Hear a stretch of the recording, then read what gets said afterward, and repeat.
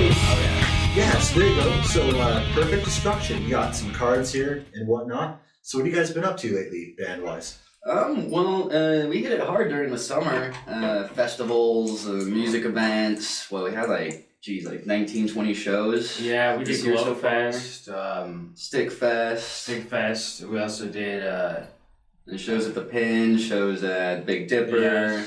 yes. Earlier this month, at the beginning of the month, Hotfish. Don't forget Hotfish. Yeah, we did Hotfish. Earlier this month, did a charity event over on the west side. That was pretty cool. Parking lot show. Yeah, over at Jolly Mart. Yeah. Oh, and just so everyone knows, this is a Spokane-based band. Yeah. That might be relative, maybe, towards getting stuff. So how'd you guys, what's the history of the band? How'd you guys end up doing this? Well, funny story, we were actually kind of grandfathered into it. The bassist for the band originally was... Chris. I was actually living with him. He was my roommate. We used to live over off of the street Mission. And there's a convenience store next to it. And he went over there to go get some beer and ran into Alex. And I was behind him in line, and he's like, you look like a guitar player. And I was like, you know what? As a matter of fact, I am. He's like, what do you play? Well, rhythm. We need a rhythm player. Why don't you come next door and check us out? And I was like, well, that kind of sounds a little fishy. Like, I don't want to get put in the bathtub with my kidney missing tonight. Right. And so he paid for his drinks and waited outside for me. And so I asked the clerk, I was like, hey, is this legit? Like, do they play music next door? He's like, yeah, they play all the time. And I was like, okay, good enough for me. There you go. And I walked outside with him, went next door, and saw their setup and stuff, looked legit, and one thing led to another, and started jamming with them every weekend, and... Yep. The lead guitarist and the bass player, they were best friends. They had some things going on. They kind of broke off a bit, and so it was just, Alex, myself, and he was my landlord / lead guitarist, and Chris came back with our lead singer Dale. Well, not at that point. Well, he was looking for band members. A real project. Yeah, a real project. So Chris directed him towards us and picked us up, and we've been with him for about 3 years now. About 3 years. Our first gig was over at Cruisers. Oh, the biker bar. Yeah, the biker bar. Yeah, over off the state line. And I would say you definitely fit in vision-wise over there. Right. Sorry, the cat's trying to eat the cord. Which brings us to something else here, I suppose. So you guys have heard of Nikki Sixx and that game they played, Metal or Not Metal? Yeah. So I thought of a few that I thought might be kind of interesting to tell if you're actual real metal people or if you're just fakes. Let's play. So we're gonna play this briefly, right? All right. So question 1 is the French. Oh, not metal. No. Yeah. Not So metal. have you heard about that thing in Google where if you search for wars the French have won, Mm-hmm. it comes back wars? Did you mean wars the French have lost? That's probably more accurate. Yeah. They're all one. civil wars. Right. Nice one, Google. Yeah. So what do you guys got coming up in the future for the band? We have another show booked for October 10th at the Big 11th. Dipper. Oh, I don't know why I keep... October 11th. 11th. The 11th. It's a Friday. At the Big Dipper. Yeah. We I don't know, a few months ago we had some equipment that somehow went up missing, and so it's kind of like a not a charity event, but more of like a what would they call it? Fundraiser? Yeah, kind of like a fundraiser, Try to recoup some of the equipment that was Yeah. lost. which was kind of sad, but things happen. Yeah. So Yeah, totally. you just gotta keep going, It's music sometimes, So one thing I thought about, because I've gone to a few of your shows, Mhm. and one thing that stuck out in my mind is normally, the lead singer gets going. It talks about, the bass, player smells like ass, or is that chick gonna take her shirt off or something like that? Right. And one thing that stuck out of my mind with you guys was I was at one show and the lead singer complimented you guys specifically for coming to the show and not playing Dungeons and Dragons that night. So I mean, is that metal? Is that dampening the metalness of the band? I don't know. Dungeons and Dragons is total metal. It's all your imagination. Yeah. No, It's if you're metal, if you think you're metal or not. We definitely get our murder hobo on. Yeah. But it's definitely not what you expect. Killing a dragon with a you hear pillow. So like people are like, you guys play D&D, or is it kind of like, that's cool, that's metal? When you look at some of like the old covers of like the band CDs and even going back to like tapes and stuff and 8-tracks, I mean a lot of those like cover arts and stuff like Manowar, I mean you just envision it looks like something out of a D&D campaign. Look at freaking I have to say Molly Hatchet. Yeah. Their album covers, they look like it came from a D&D character or something. Yeah, and we can try and post some art or something to give a reference later on, post edit or whatnot. I mean, if I had a sound engineer, we could do it right now. Yeah. Don't. And a shirtless barbarian with a hot girl that he just rescued with a dragon flying in the background. Which is definitely metal. Right. So I mean, you got that going on. Drummers. I've always thought drummers would have to be some of the most well-adjusted people in the world because you hit shit for a living. Oh yeah. Right? I mean, you have to, like, every day you play, it's got to be super therapeutic, right? Oh just like just totally. Just out your rage. Like honestly, when I'm at work for a whole week, life happens, and most people would say I have to be passive aggressive. I just I don't bottle stuff up. I just kind of shrug it off. But when I come down to when I get to my drum set, it's actually a different world. It's like I don't think about anything that does not have to do with music. I always worry about my timing, my rhythm. If it sounds good with the rhythm and the bass and the lead guitar and the lead guitarist and the singer, because the drummer, everybody's important, but the drummer, I believe, is the heart of the band. It's the beating of the heart. It's the boom, boom, boom, boom, boom, boom. Yeah. Without that, the drum, the rhythm, the bass, and the singer can't really get that, that arc of that heartbeat.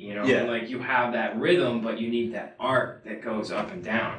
Okay. It's more of a balance. So one thing just occurred to me. This is Brian. Oh yeah. This is Alex, lead guitarist and drummer. Yep.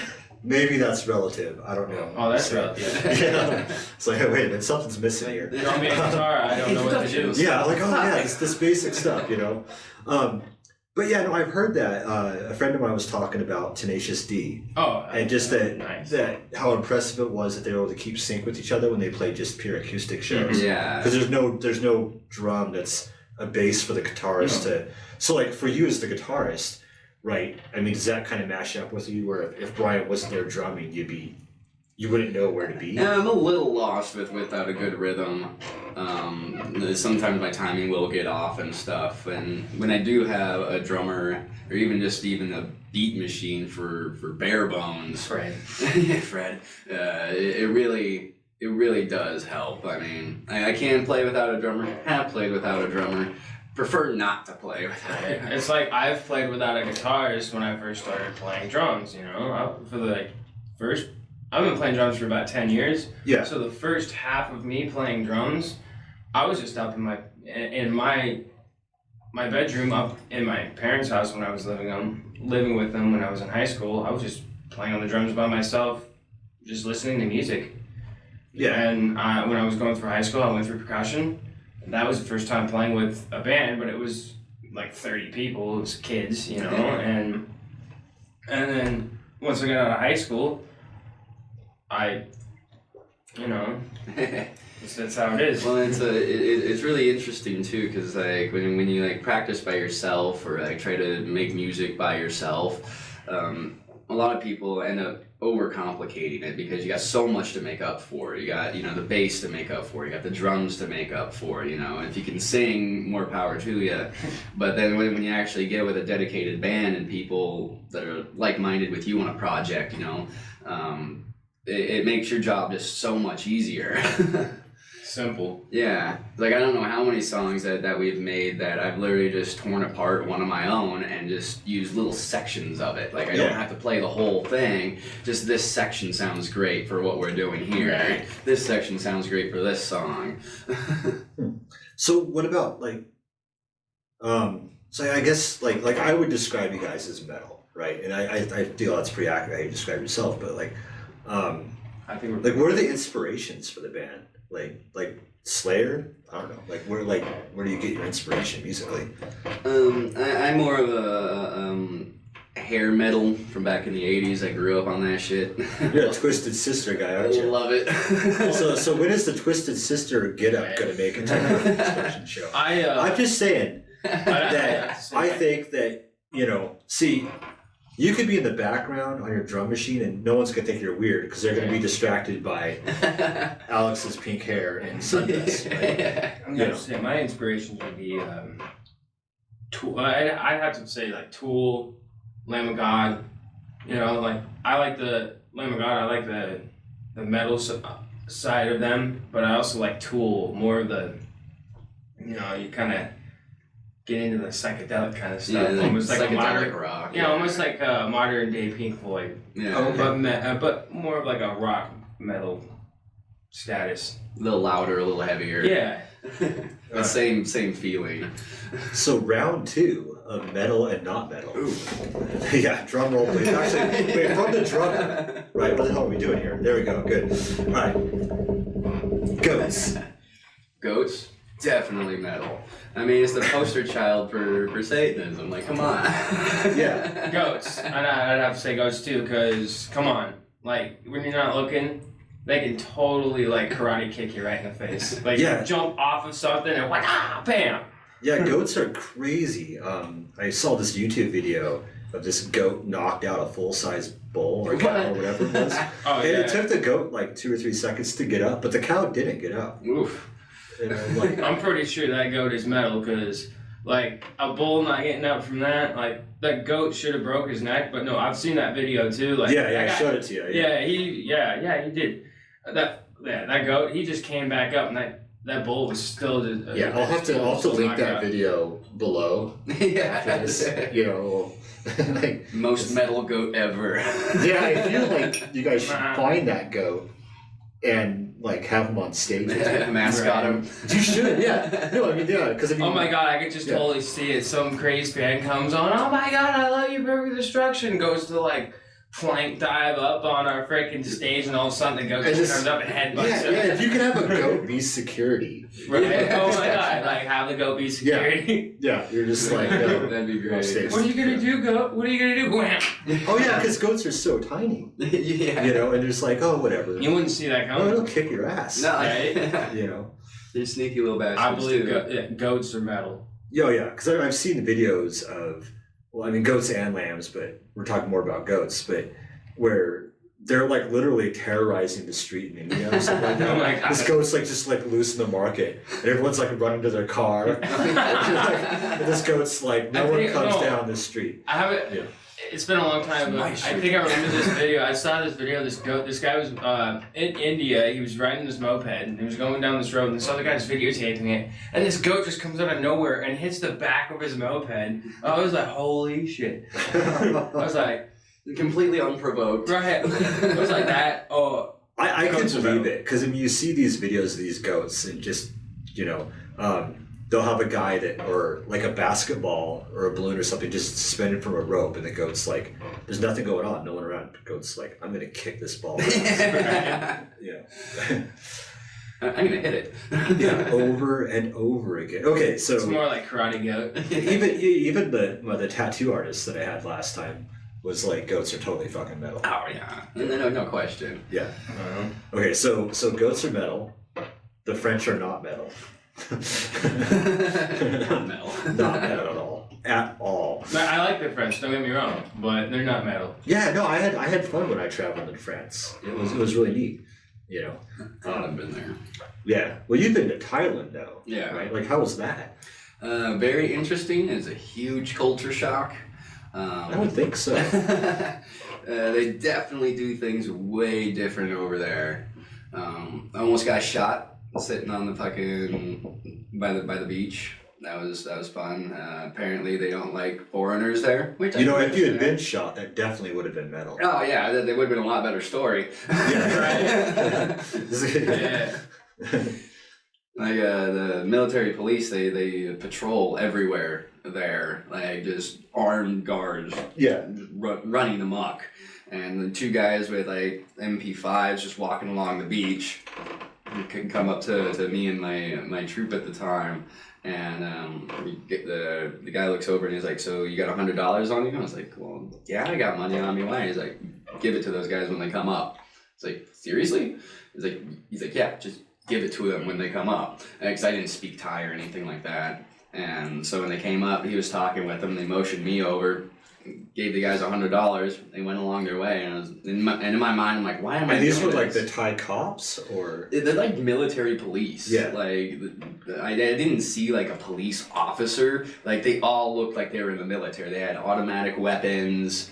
yeah, it sounds kind of like the Guardia Civil. Yeah. I don't know how familiar you guys are with like Spanish paramilitary police, but when I was in Spain, there was just the Guardia Civil guy. Me and my sister were walking through this village that, you know, hardly anyone lived there. It looked like half ruined. You know? And there's just this guy with a gleaming bayonet on his automatic weapon, you know, just perfectly, you know, done uniform, just came out of the wash like 1,000 times, and just standing in front of this fruit market, you know, and I'm like, I don't know if I should feel safe or intimidated. Right. You know, Yeah. If I go and ask, shit goes down here. Yeah. right? Am I afraid? I'm afraid if I go ask him, he's just gonna kill me anyways. Yeah, I wish I'd taken a picture of him with him. You know, because my sister spoke Spanish, so she could have asked him, but I was just too dumbfounded by, because I mean, you don't see that in America. No, it's like, why? Yeah. Yeah. So how was your fight record in Thailand then? I won a match and I lost a match. I was doing K1 kickboxing at the time, and the first match went well. The guy spoke a little bit of English, so you know we could communicate with each other and whatnot. Yeah. And I won that one. I had a match about 2 days later, and this guy did not speak a lick of English, so like there was definitely no communication for like breaking tie-ups and stuff like that. Yeah. And also no, please. And also the pay was different because like I'm fighting for a paycheck, you know. Like, like I'm getting paid, win or lose, I still get money. This guy is fighting for a loaf of bread. Yeah, that would definitely be different. And so I felt bad like the second match when I was fighting the guy. I'm like, dude, like he's fighting for food. I'm fighting to go home so I can buy an Xbox. Like, which one kind of matters? Yeah. So back to Perfect Destruction stuff a little bit more. Yeah, Perfect Destruction. Metal. Oh, is the cat metal or not metal? Oh, Kohler? Well, Kohler's definitely metal. Oh yeah. Anyways, Savage monster. But so I guess like I'm sure you guys got some crazy interesting stories about, maybe I don't know if you had to throw anyone out of a show or like Actually, surprisingly, fights or anything like that. Like how's the rock star life treating you nutty wise? You know? It's actually a surprisingly really good brotherhood. Like there's not a lot of drama.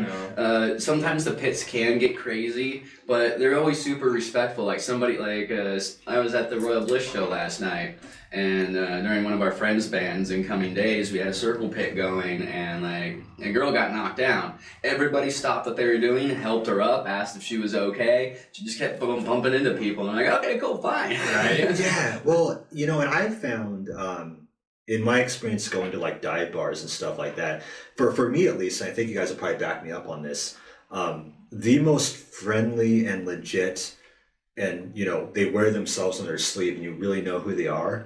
In my experience, it's always been in dive bars. Yeah. Right. Oh yeah. You know, You find real honest people. Yeah, people are there. They're just being who they are, and it's kind of funny because people maybe look into a bar like not the Corridors, they're out of business now, but Cruisers. Yeah. Like, they probably say like, oh man, everyone here's a thug, and it's like, Oh no, dude, these people are they're totally some of the Yeah. nicest people you'll meet bar wise are in dive bars. Yeah. Oh, yeah. Like, You know? just because they ride bikes and have long beards doesn't mean they're all Tattoos, like, Yeah. piercings. doesn't mean they're all gruffy. Yeah, know? if you want to get a bunch of bullshit, Right. go to some college bar Oh yeah, where that's everyone's some bullshit amped right up there. Yeah. and they're Oh, just yeah. there to prove themselves, and it's a total meat market. But at the same time, you're always gonna Yeah. get those people around there. you Oh, know? yeah, I mean, they're always gonna be there. You're gonna get your bad apples, Yeah. but I feel like in a dive bar, But yeah, dive those bar- bad apples are way less. Oh yeah, Yeah. because they weed out the bad apples. Yeah. Well, it's like they don't want to go there because it's like, oh, it's not trendy and they don't serve White Claw. Oh, right. What? White Claw. What Oh the my God. fuck is White Claw? Did you make that? No, I'm glad you don't know because Yeah. You don't want. You This don't want interview is to know. over. You don't want to know. I'm sorry. Is it like Zima?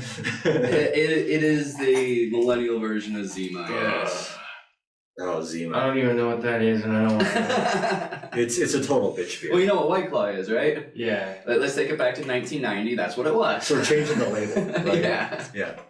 And add seltzer water to it. It's Zima had supposed the- to be like modern day, like Monster, but for like, you know. Well, Zima had the most ridiculous commercials too. It was all this. People were going to these like really trendy bars, or these really trendy situations with just everyone was model-esque, Right. and they're just like, have a Zima. And just like, I'm not a condescending ass. I can't drink a Zima. Yeah, I think they had like one commercial, like they showed all these like really rich, fancy looking people go to a really cool nightclub, and they're dancing, Yeah. having a good time. Don't even know what the commercial's about, and then all of a sudden, just at the last frame, they show a bottle of Zima. Zima. And you're like, man, Yeah. I need to go get some Zima. I don't know what that whole I thought this commercial was was about, but I That's think a it's watch commercial. right. Well, I thought Mr. Clean was gonna come out somewhere and start cleaning.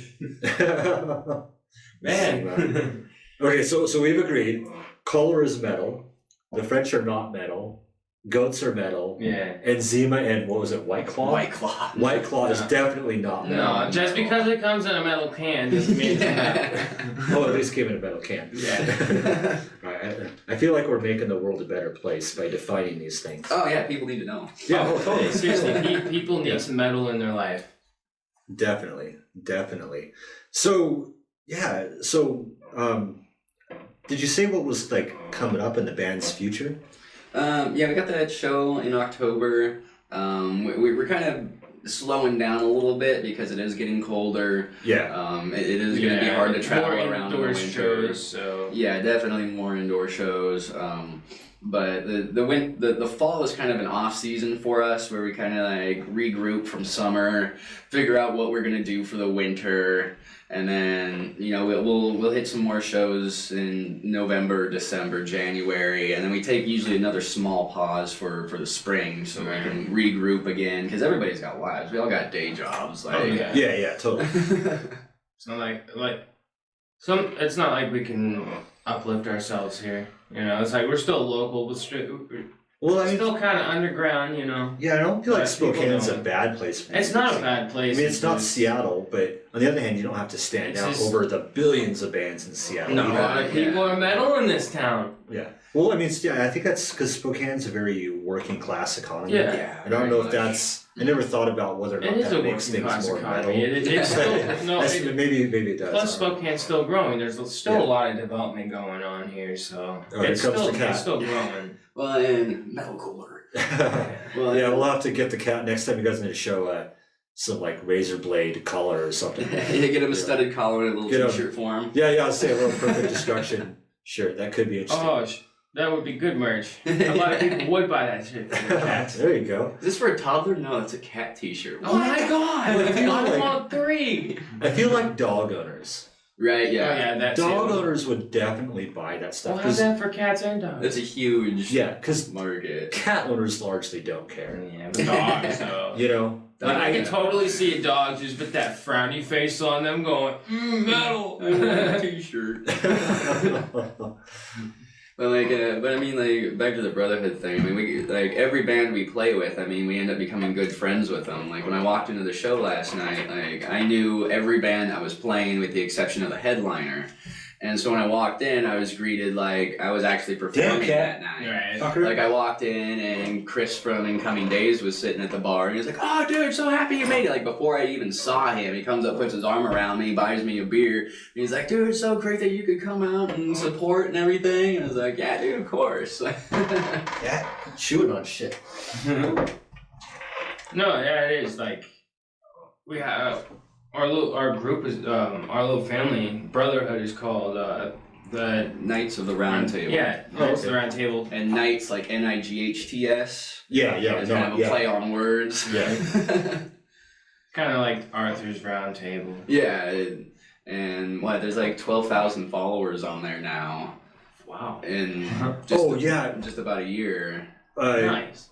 Remind me when this is over. We can link your Facebook and everything to the video below. Cool. But as I recall, you guys put out a demo CD a while back. I'm trying to remember to talk into the microphone. Like, because I look at you and I'm like, maybe I'm getting bad sound quality. I need to point this way. Well, you got a good voice. So Yeah, it's it's all a work in progress. But like I was gonna say, we'll do that. But you guys had put out like a demo CD a while ago. Are you looking to put out like an actual full CD with the insert and all that stuff? Yeah, we earlier this year actually for the summer, we were looking at trying to get some studio time. There's a studio out in the valley called Crabwalk Studios. Yeah. And they had decent prices on their sound time and stuff. But we unfortunately just got bogged down with gigs to actually set aside time to make it to the studio. And live stuff too, so. Well, yeah, I know. Without spilling your personal life on camera. Yeah. Obviously, you've been going through stuff. I've been going through a lot of stuff. Our singer's been off and on with cancer and whatnot. I mean, it's life. I mean, yeah. Well, I mean, and the other thing too. I mean, as bad as some of these things are, I mean, that's going to give you lyrics. It's going to give you inspiration. It's gonna play a part. Yeah, it's going like at our last rehearsal, I showed our singer the lyrics for the song that I came up with. Yeah, and he was reading on them. He was like, "Man, these are some pretty good lyrics. They're solid. They mean something." I was like, "Yeah, I guess what that song's about." yeah, I have a feeling. Anyways, we'll go over that one later. yeah. I was gonna say though, is because I mean, it's one thing. I mean, to make it. Yeah, obviously you gotta know how to play an instrument. You gotta be able to sing all stuff like that. And you have to have a little bit of skill and talent. Yeah, but a good mix. In terms of like songwriting, is it the lead singers writing most of the songs, or are all of you kind of like, look, man, I got this thing I'm going through? I mean, is it a very collective effort? A little bit of both. I mean, our singer is incredibly talented. He's been a drummer. He's been a vocalist, and. Man, just his ability to come up with lyrics on the fly is phenomenal. And I mean, they have weight to them. Like he's not just saying bullshit, the whole time. Yeah, they have meaning. Yeah, it might be just as a thing that like what happened last weekend or something. Like got hit by a car. My truck is out. Like Real Life's Out. That like. That song, he's had that song for a while, but Real Life Out is basically, the meaning of it is, when you're a parent and you're, raising your kids, trying to be better than you, they're going to have that point in their life where they become teenagers or whatever, and they're fighting against you, And, when you see yourself in them. Right, or they do something really bad or whatever, and you become that parent looking at them. It's like, you know what, real life's out. Like you did this, now you gotta reap. Well, it's kind of like a teenage angst song from the view of the parents. Yeah, because we're all older. I mean, we're not in a high school rock band. Yeah, right. I'd like to think we're grown ass adults. Well, yeah, that's a very subjective label. Yeah. What's grown to you is not the same to me and vice versa. And like the song Let It Rain, I mean, it's a pretty straightforward song, but it's about how, it can't rain every day. Right. It can't, it has to shine one day or another, It has to have that clear sky. Yeah. Just because it's rained like 30 days. But when it does month, rain, you can't let it bring you down. You know that there's sunny days ahead. Yeah, so I've been thinking Umbrellas. about like the songs you've heard that I've heard from you guys, and like you got a lot of metal songs, but I haven't heard your Every Rose Has Its Thorn. So when's that coming? Because I feel like from my opinion, I feel like metal bands had often done the soft ballads the best. Always need a ballad, yeah. But not only have I felt they've done them the best, but you need one. Yeah. So when's that soft ballad coming out? We've been working with one. It's one of a friend of our songs that used to just jam with us, Will. Yeah. And we call it Will's song in honor of him. And it's kind of a more softer ballad that picks up a little bit in pieces and then goes right back to the softness. Yeah. And it's talking. We call it Will's song. 'Cause not only did he come up with it, but also it's his battle with life and sickness and illness and whatnot. And so it's kind of almost an homage. And we actually haven't seen him in a bit. No, yeah. So. And more importantly, when the fuck are you covering In the Garage? You stupid asshole. He asks me every time. Every goddamn time. Oh, I'll do it later. Yeah, we're working on it next month. It is a work in progress. yeah. I like the song. It's one of my favorite Weezer songs. But man, making that transition. It's not a metal song. Let's be honest. It would be very strange for you to cover. But I have to give you shit. And rightfully so. Damn straight. It's without shit. What is right? You just hope it's good shit. Just because we're in a garage rehearsing doesn't mean we have to sing this song. Very true. Very true indeed. Oh, here comes the cat again. It's snowing up. More rounds. Yeah. But I was gonna say, when it comes to song choice and whatnot, so obviously you're writing songs from your personal experience, but in terms of, do you worry that you're gonna write a song that's very personal, and then the person that it's about is gonna hear that song and you're gonna get direct feedback from them? They're gonna be like, why did you include me in your art? Or did you ask my permission? Or that there's gonna be, maybe you write like an angry song about someone, you're like, oh man, I want to get back together and I can't take this back out of the public space. Well, this is what I say. If the shoe fits, wear it. It's like, what if it's not about you? Well, it's but like, sometimes you're gonna know. Yeah, well, people are gonna know to a degree. It's like, I'm not gonna put your name in. Yeah, it's gonna be about you. Yeah, you're gonna know it, but some people are gonna be able to figure it out though, to a degree. But it's all words and stuff, Yeah. You just have to go on with your life. It's words. Has anybody remembered that saying? Like sticks and stones may break my bones, but a baseball bat will crack my skull. Yeah. Well, that's physical, but words will never hurt me though. Yeah, and in this day and age, I mean, people are, it's 2019, are so fragile that words actually are hurting people. And what do we call them? Snowflakes? There is, but I think when it comes to song choice, like, because there is a degree of, this is something personal between the two of us. Yeah. And I think there is cause for maybe like, oh man, because I saw an interview with Alanis Morissette one time, and she actually said that she would call people beforehand and be like, hey, I'm writing about our experience, to kind of, I don't know if it was to ask them permission or to give them warning. Yeah, right? And probably warning. So it sounds with you, Brian, that you're kind of like, hey, look, man, I'm an artist and deal with it. No, not kind of like that. Not but it's... Well, there was a comedian, Daniel Sloss, that said that just because you can find meaning in art doesn't mean that was the intended meaning. Yeah. True. Like, he cited an example of... Jackson Pollock, where he did an exhibition over in Europe, and he did 2 paintings sight on scene, and he left for a while to get lunch or grab drinks. I don't know. He left the premises for a while, and all these art critics were coming up, and they're like he had this black and white splotched canvas, and that's all it was black and white, except it had this little splash of red in one corner. And the critic is like, well, like the white kind of signifies humanity, black is the chaos and the tribulations that everybody goes through, and this little red spot down here kind of represents Jackson Pollock himself trying to stand out, be taller than the rest of everybody, be unique. And Jackson Pollock came back and he heard that critic's review and he's like, what? took a double take at his painting, looked down, saw the little red splash, he was like, oh, I must have splashed it while I was painting this one. So it's a total accident. That's great. Just because you can find meaning in it does not mean it was the intended meaning. Sure. Like art is what I believe art is.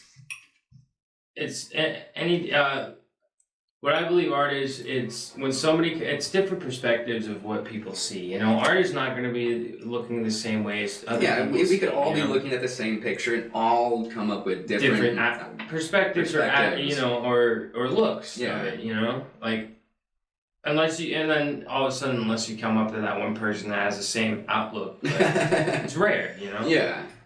You'll never get the same opinion on a piece of art. You know, like, I think it would be best to like ask for permission, but it's like at the same time it's your lyrics. True. I think asking for permission, it's nice and it's respectful. Yeah. Well, who's ever asked for permission? I mean, like, if Stacy's mom, did she ask for permission? What about Jenny? I don't think. Yeah, but Stacy's mom was number. hot, so it was okay. Or Jenny's number. Yeah, like I don't think those guys asked if it was okay to put Jenny's number on a CD. Yeah, but I think it was like it's true. but I think it was like 555 blah blah blah. So like 86753. yeah, no, but I mean the first three, so they didn't give out her area. Oh yeah. You know, but you could probably figure out her area code. Yeah, after a while.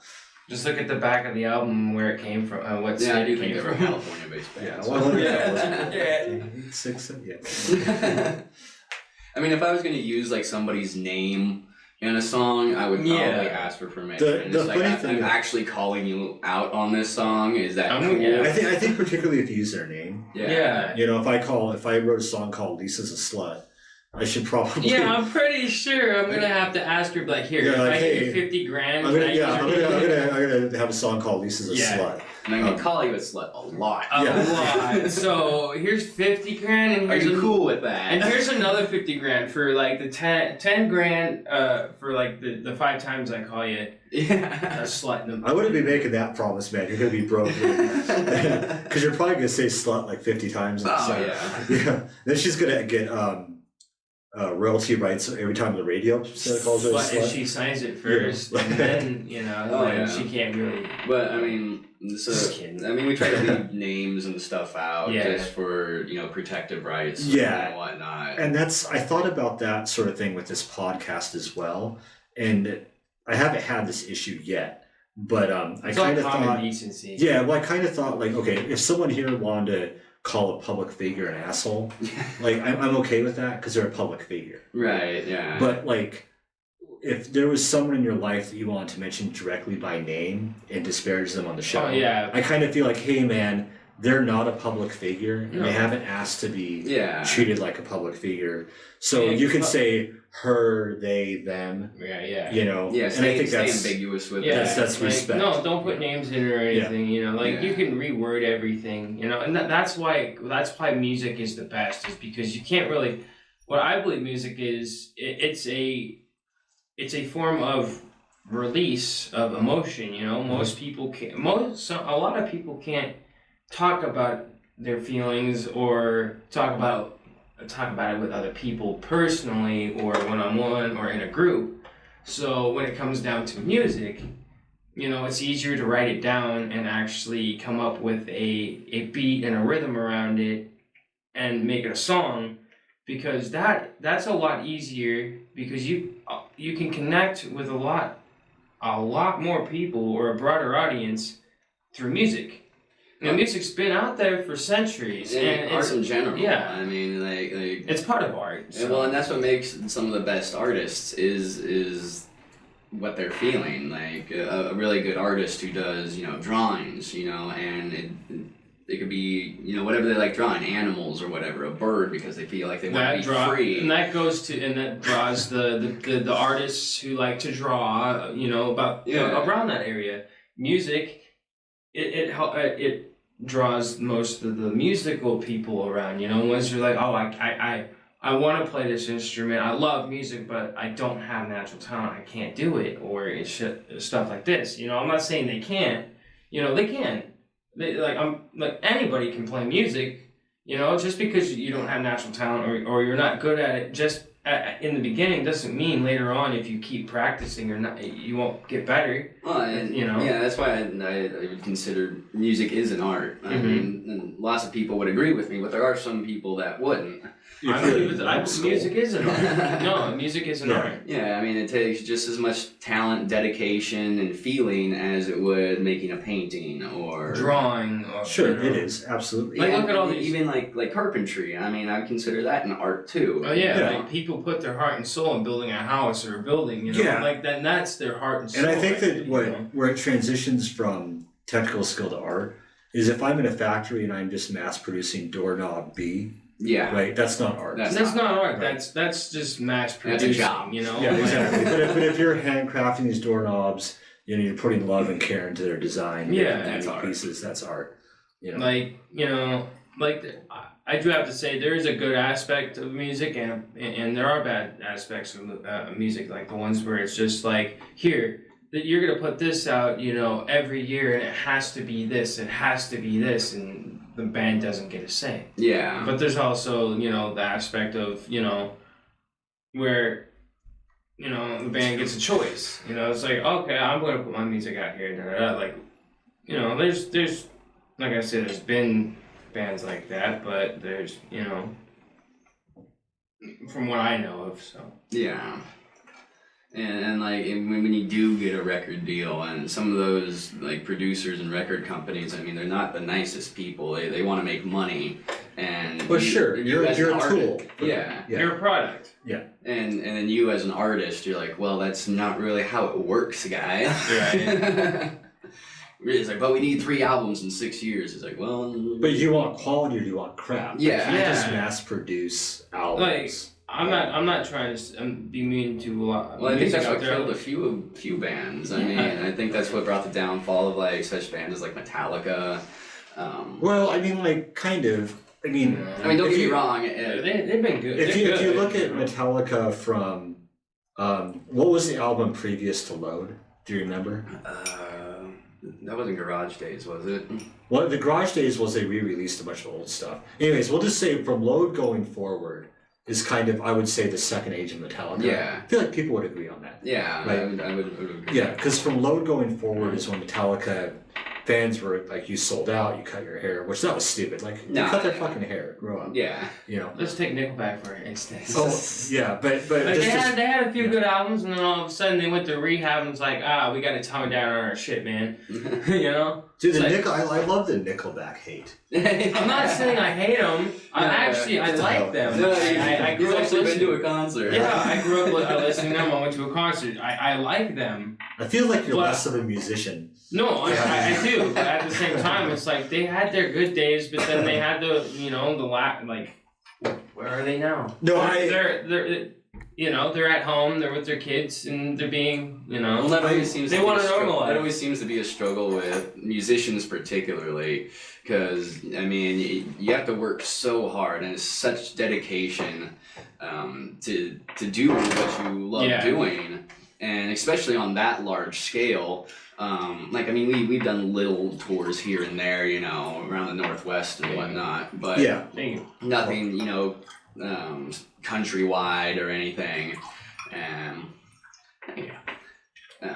So it's easy for us to come back home, and resume life. Whereas I can really see being on the road and going from place to place for like probably the better part of a year. Some of these tours go on. I mean, how it can really just wear you down, and then you start to lose the passion. It starts to become a job instead of art. Yeah, you're living on a budget. You're like, you don't have a lot to eat. You're eating bologna on hand with ketchup and mustard between it. You're like, where's the bread? You're like, the hand is the bread. You're just Okay, yeah. So touring, I can see that being challenging. You're not to the point where that. Well, I see it. You're away from family, like you're away from people you care about, your friends. You're cramped up, and Oh Like- God, yeah, and I can see like Perfect Destruction being crammed in that stupid van, and you're like, God, there's no room to sleep. The instruments are everywhere, Yeah. and like, you know, your head is stuck in Brian's ass. That's the only possible sleeping. Honestly, I situation. would just rather throw my sleeping. If it's warm enough for me, if it's warm, if I'm not shivering outside, I'll fucking sleep outside, man. I'll sleep under the bus. I'll sleep under the That's bus. probably better than Just smelling. make sure you wake me up before you guys leave. It's gotta be better than smelling your bandmates. I don't want my nose up their ass. Oh, and it also helps. I mean, we I don't wanna be we got a around really that. good we got a really good circle for our band. I mean, we Yeah. we respect each other. There's hardly ever any qualms with each other, and if there are, we settle them Oh, yeah. civilly, calmly, like grown ass men. Sit down and talk. Yeah, there's definitely a lot of bands have fallen into just internal struggle Yeah. Oh yeah. and these personality conflicts. Oh yeah. You know, I mean, you get some bands where But I believe You there know- was one band like Stain. They hate each other. They Yeah. hated each Yeah. other before they like at the end of their of their music days. They hated each other. Yeah. Megadeth, they did their final show in like somewhere in South America, and they just all got on separate planes and headed home. This is They were right. like, we're never gonna speak to each other, Right. Yeah. And then, Which is a damn there's shame another because that was one, Megadeth, man. Oh yeah. And they Right. got back together, did Symphony of Destruction and other cool stuff. but Yeah. still, And they're supposed to be releasing a new album, but Mustaine got sick. Yeah. Hopefully it gets cool, better. cool. Well, I think we're at about that hour mark, and I'm trying to kind of keep stuff down from 2 hours to an hour Right. because people seem their retention seems to be more that level. Right. So I'm going to kind of cut it here, but before I do, I'm going to give each of you guys the floor. If you want to plug something, say anything that is kind of itchy in your head to get out, go for it. Check us out, Perfect Destruction. You can find us on Facebook, SoundCloud, Louder, and Reverb Nation. Yeah, come check us out if you're in the Spokane area. I'm gonna say, honestly, like if it wasn't for the fans, there wouldn't be music out there. You wouldn't have Metallica, you wouldn't have Lamb of God, you wouldn't have your favorite bands. Thank you, but please don't download us off YouTube or anything. Please buy our album. I always download music. Oh, and we're also pretty soon we'll have new sets of merch coming out. You know, T-shirts. You know, cooking. Oven mitts. Oven mitts. Wait, hold on. You're going to have oven mitts? Yeah. Yeah, we're gonna have Perfect Destruction oven mitts. I mean, I think that's cool. Well, but, come on, what do you gotta do when but you I- jump like- on the fire? We with got all Mexico? we got all the normal classic But I- merch, hats, shirts, Yeah. hoodies. You know Satan Stickers. likes to cook too, right? Well, that definitely makes cooking metal. Yes, So- cooking is metal. All right, let me close this out. You gotta use fire. Let me close this out. So I'm not quite sure who's going to be on the show next. I think I got like a gun control one coming up or something. Nice. I've got a lead on this preacher that is we're probably gonna like argue about abortion. Second Amendment, So- metal. Oh yeah, Second Amendment's definitely. Second Amendment is metal. All right, guys. So thanks for stopping by. Thank you so much. This is Split Soccer.